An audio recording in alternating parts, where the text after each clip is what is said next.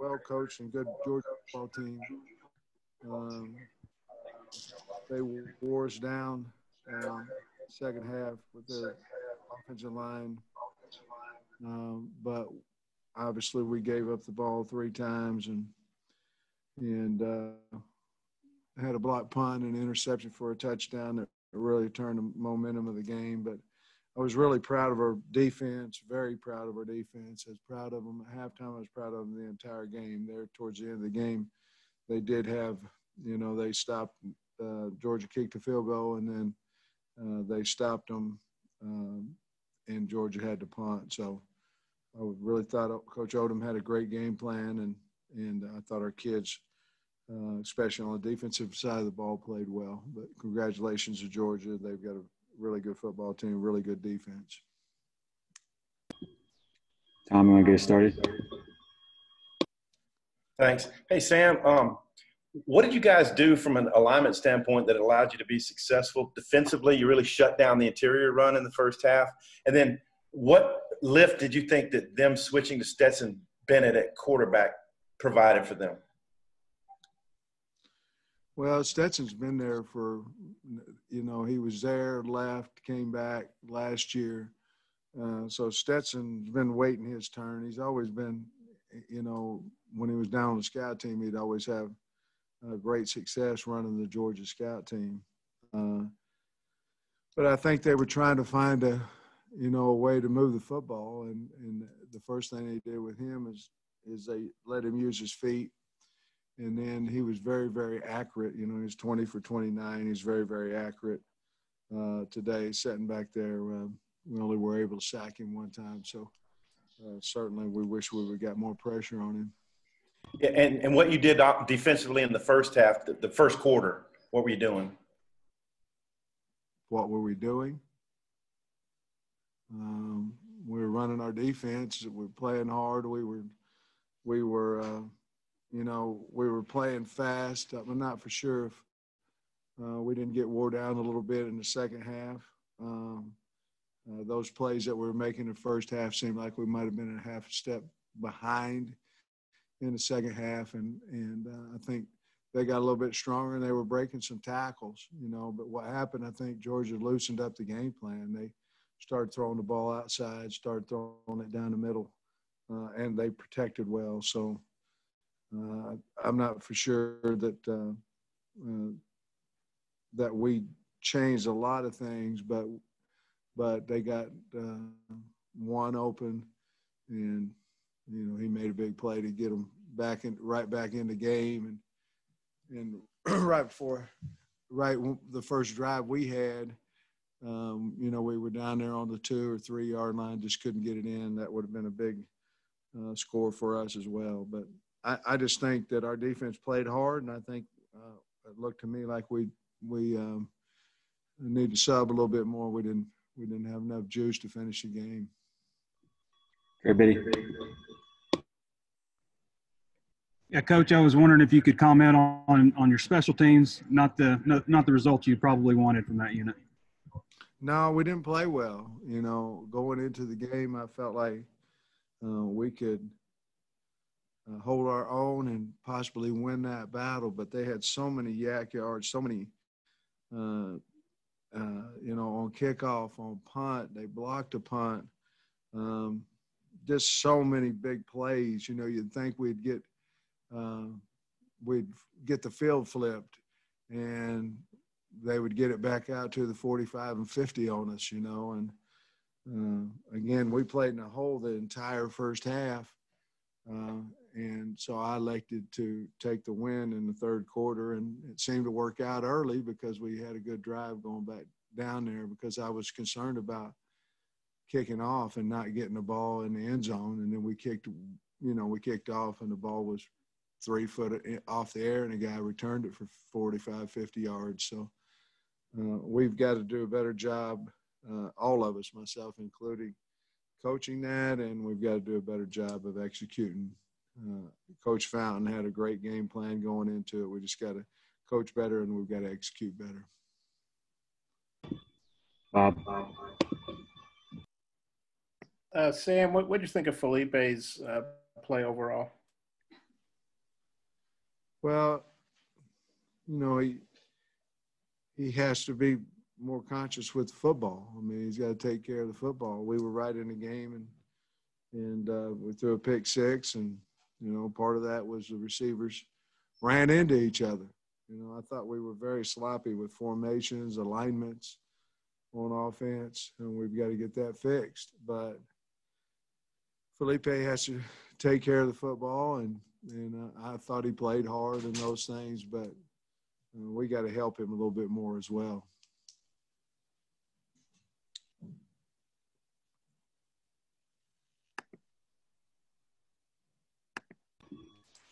Nikki. Hey, Coach, what did you think of your defensive line? I know several guys were banged up, like Julius Coates went out and then came back in. Just what did you think of that? And then the guys that had to come in to replace them? I thought our defensive line moved really well in the first half, and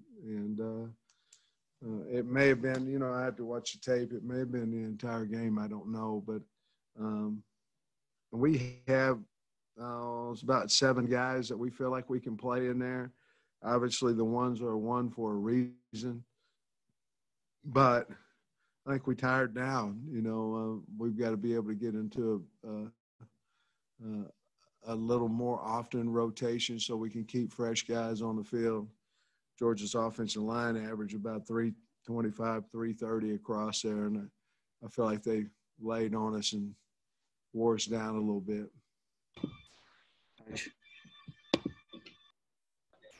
Yeah, Sam, Georgia's punter pinned y'all inside the 10 like 4 times in the first half. How tough was it on your offense, always kind of going with right there in the shadow of your end zone?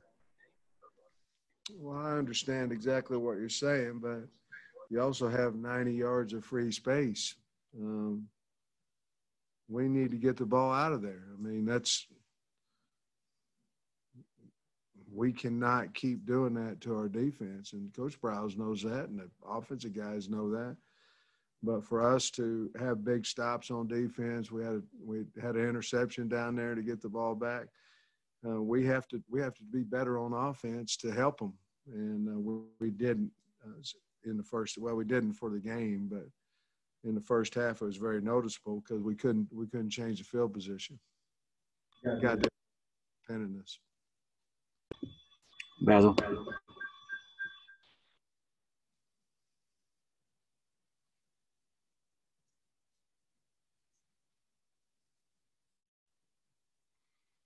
David will come back. Mike Irwin.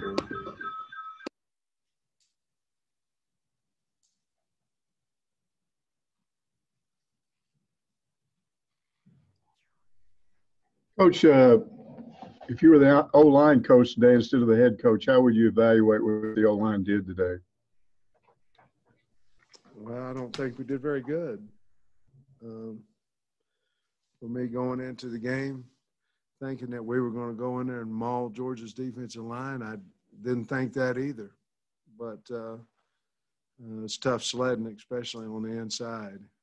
We knew that coming into the game, but we also felt like we could, instead of getting 0 and 1 yards, we felt like we could get 2 and 3, and maybe that would open up the edge a little bit in the naked passing game, the bootleg passing game.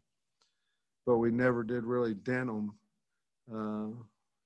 running up the middle. We didn't expect to, like I say, but we did expect to get 2, 3 to 4 yards in there. And we did. I think Rakeem had a 4-yard run in there at some point, but that needed to be a little bit more consistent. I'm sure Coach Davis is disappointed in the O-line as well, but you have to give Georgia credit. They've got a very, very good defensive line. Scotty. Hey, Sam, just going back to the blocked punt, what did you think the breakdown was there? And then what happened on the delayed game on the field goal late in the first half? Well, I don't the blocked punt, the guy just ran right in the middle of our wedge and blocked the punt. And from what I saw, now I may be wrong, but I think they had 2 guys running right in the A gaps of the wedge and went through there and blocked the punt. Now, I heard talking on the sideline that possibly a guy came off the edge as well. But they really dented the integrity of the shield, and that's where the punt block came from. As far as the field goal, I don't know. I mean, our guys were saying that they were standing over the ball, but the bottom line is there was no hesitation that whether we were going to kick a field goal or not. Once we got the yardage to get it into the 54, I wanted to kick a field goal. So, we got it off, I guess, right as it went to 0. I had no thought that we weren't going to get it off. And then once it got to 1, I felt like we were going to snap the ball, but obviously we didn't until it went to 0. David Basil. You're muted, David. Is that better, Kyle?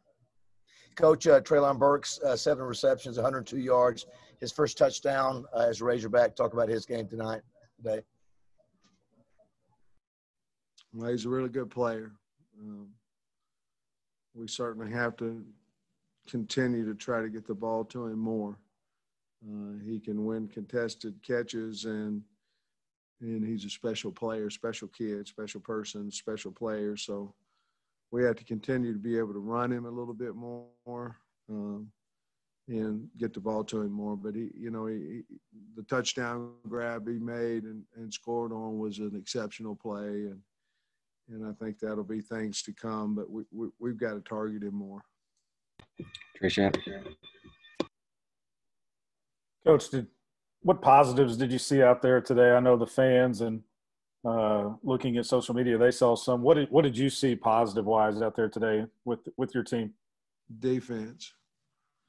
I was proud of them. I mean, they got put in some terrible – I mean, if the defense doesn't step up the first half, I mean, we could have been down 3 touchdowns. I mean, very easy because we couldn't get it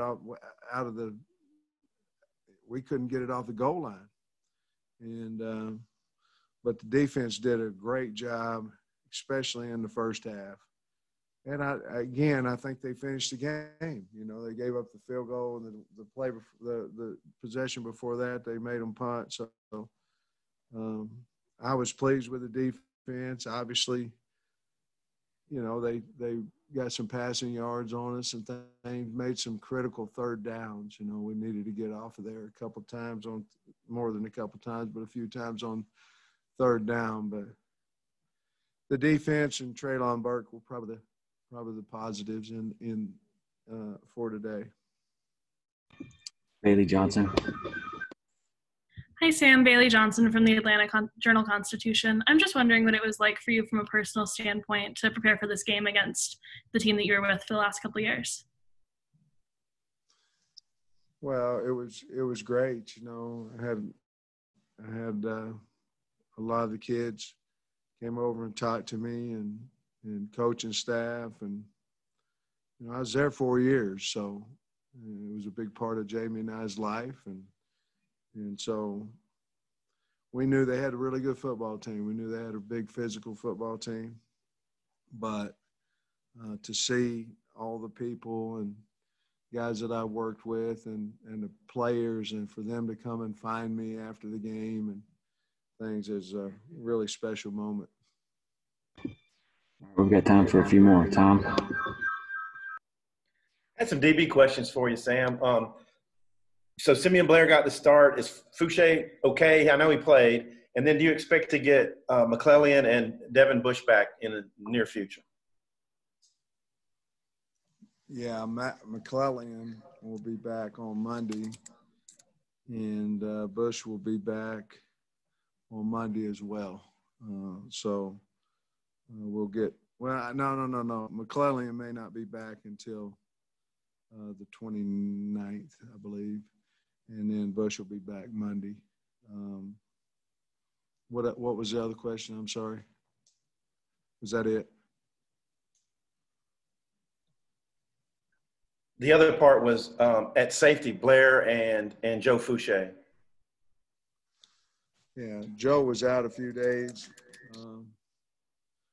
we got him back on Thursday, so I'm assuming he'll get a few more snaps next week. Nikki. Hey, Coach, you guys don't get a break in this league. You move on to Mississippi State. Just how did the guys react, and you feel confident that they're just, going to bounce back this coming week? Well, we're going to be fine. I mean, our players are going to play hard, and we talked to them after the game about where we were at half against the number 4 team in the country and what we have to do to end the game against the number 4 team in the country. We're in the win business, and so that's what we want to do. And we have to learn from these type situations. And one of them is you can't turn the ball over 3 times against a team that's number 4. You can't do it. And you have to play better special teams and all those things. But I think our team, honestly, what I like to see, they hurt. They were hurting after the game mentally because we lost the football game. And if we didn't feel that way, we'd be in major, major trouble. But I think our guys understand that we can have a pretty good football team. We just keep working. Got time for a few more, Bob. Sam, I know you obviously wanted to get the ball to Rakeem, and he got the ball, but there wasn't much running room. How tough was that, going against that defense? And then at the end of the half, did you call – I was watching at home. Did you call a timeout on that field goal? And if so, is that just kind of a tough deal whether or not to try to ice the kicker there? Rakeem, it was tough sledding in there. He was going to have to make his own, for the most part today. We couldn't move those guys. And one that they were playing any kind of special defense. They were just playing their gap, and they were hard to move. As far as the field goal, I called a timeout. I had 2. I called the timeout the first time, and then I called the timeout the second time. And the second time, they went ahead and snapped it, and he kicked it, and I think he hit the upright and didn't go in. And then the third kick, I didn't have a timeout left, and he made. But, yes, I called a timeout 2 in a row. Jose. All right, Coach. I wanted to ask, with the new guidelines that were put in place for coronavirus, how did it change the atmosphere of today's game day? How did it change what? The atmosphere of game day. Oh, man. I think a lot because I think, if we had a packed stadium, I think we really would have felt it, even though I'm so proud and happy with the people we had in there. They were pretty loud, with the number of people we had. But certainly a home packed stadium will make a huge, huge difference. But I was proud of the fans that came out, and they were loud. And but anytime you can put 70+ thousand people in there loud and raising heck, it helps you. Last one, Hutch. Yes, Sam, y'all tried a couple of trick plays today. One of them resulted in a safety, and Traylon Burks threw the interception. What did you think about those plays, the timing of them and all that? Well, I think they weren't very good. I mean, one of them went for a safety and one of them was a pick or an interception. So, I don't know. We're going to call trick plays. So, they didn't work. We practiced them. We thought they were going to work, but they didn't work. So, the timing of them is the timing. Our offensive coordinator felt like that was the time to call them, and that's what he did, and they just didn't work out. But I don't have a problem with how he called the game or when he called them. Thanks, Coach Pittman.